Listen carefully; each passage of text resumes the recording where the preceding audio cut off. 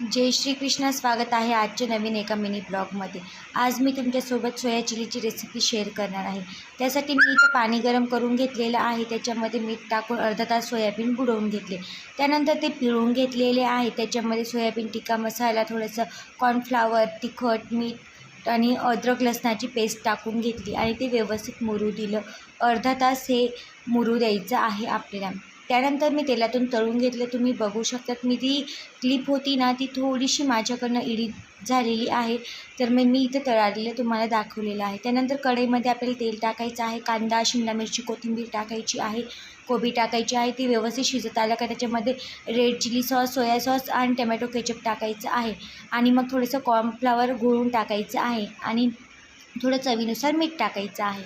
त्यानंतर आपण जी सोया चिली बनवलेली होती, तळलेली होती, ती टाकायची आणि तयार आहे आपली सोया चिली. कशी वाटली मला कमेंटमध्ये नक्की सांगा. सोबत लाईक शेअर